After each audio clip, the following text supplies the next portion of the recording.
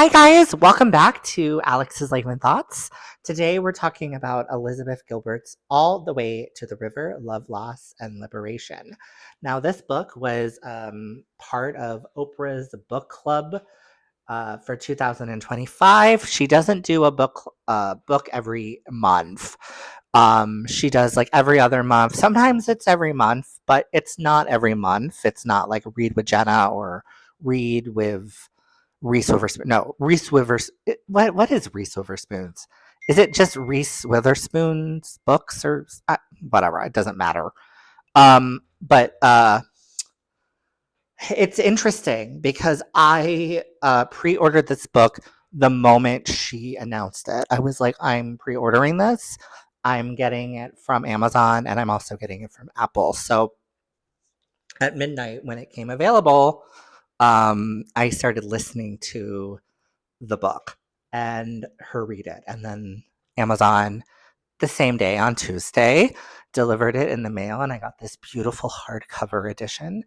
And so let's dive into this book. This book is a remarkable gem, unique, bold, and fearless. Elizabeth Gilbert shares insights that are both heartfelt and disquieting. Her storytelling is deeply sincere in her latest memoir, All the Way to the River. She beautifully intertwines gentle warmth with raw power. The author invites readers um, into an intimate exploration of love and loss, delving with the complexities of grief and the many shapes that an addiction can take. It's a deep reflection on love characterized by profound vulnerability and presented with steadfast honesty. Elizabeth Gilbert first met Rhea Elias in 2000 when she enlisted Raya's skills as a musician, filmmaker, and a hairdresser to do her hair.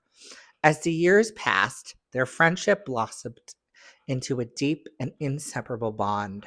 However, everything changed in 2016 when Rhea received a diagnosis of pancreatic and liver cancer. And in the face of this challenge, they openly embraced their love for each other and celebrated their connection in a heartfelt commitment ceremony. This book is really beautifully crafted, invoking a range of emotions that are hard to put into words. It is gut wrenching, sorrowful, and yet filled with such hope and beauty. The author is refreshingly candid about her shortcomings and her battle with addiction. She also lays Rhea's flaws and addictions, which must have been very challenging given the context. And she says, I took a month off from writing this chapter because I just couldn't face it or something. She prefaces, um, some things when it just is so difficult to talk about. And I was listening to the audiobook, so she had to talk about it. And, I really admire Miss Gilbert. One of the significant insights I gained from this book was an understanding of addiction associated with love, sex, and codependency, topics that often get overlooked in favor of more conventional addictions like alcohol or drugs. It's natural to question how something as profound as love could be deemed as an addiction. I I must confess, I initially shared the doubts that many who haven't faced addictions might feel, thinking, this can't be a real addiction.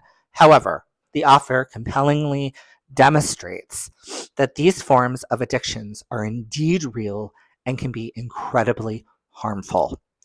I am truly thankful for books like this, as they allow me to learn about experiences I haven't gone through and to be a more compassionate and more informed person. In her latest memoir, following the successes of Eat, Pray, Love, Gilbert fiercely delves into the complexities of self exploration with remarkable honesty. She addresses her struggles with codependency and a profound craving for love. Through her experiences, through 12-step programs, she embarks on a transformative journey towards spiritual awakening and surrender, marking the start of her healing journey.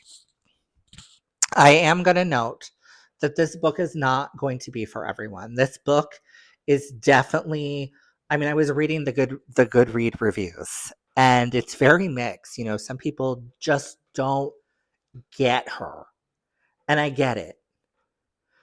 She's very intense, dramatic, and at time she had erratic behavior. However, it's really important to note that she has taken significant steps toward personal growth, and she is the first one to apologize for her past and for the people that she hurt, and she is trying to do better, and I'm really proud of her. She's 5 years sober, 5 years. She hasn't been in a relationship in 6 years. Um, she's really trying to become a better human being, and I just really admire that. This book, I'm going to give it 4 stars. It's going to make one of my top books of 2025. It's really, really, I think, important to read because it really puts a name on an addiction that doesn't get talked about a lot. And also, it talks about, drugs and alcohol addictions and all that kind of stuff. But it's human. And it's not just a story, it's real life. And that's what I liked about it. I really, really, her writing is so beautiful. She writes poetry as well in this book. And some of her poetry brought me to just a really sense of just, wow, this woman has such a way with her words. I mean, it is so poetic and so beautiful and so incredibly human and vulnerable. I mean, this person is really, she lays out her heart and soul to you, and she expresses all the ugly stuff that you can say, and it's just beautiful to witness. And I think this book is a very cathartic experience for her to write.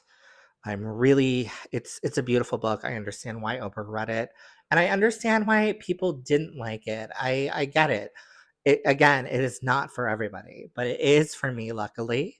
And luckily, I got to read this book. I love Elizabeth Gilbert. I loved her last book, City of Girls, which again is not going to be for everyone. It is a fiction piece of literature, but it is very, very sexual, and just there's some stuff going on in there. But I loved it. I loved that book, and it hasn't. It was. I think it's been 8 years since she's released a book, so I'm just so happy that she's writing again, and you know, just thriving. So, anyways, this has been a long enough video, but it has my stamp of approval, and you should pick it up from a library or Barnes and Noble or a local bookstore. Just read the book and see if you like it, and if you don't like it, give it to someone who might like it. Take care. Keep reading. Have a great day or night whenever you watch this. Thank you for watching, and take care.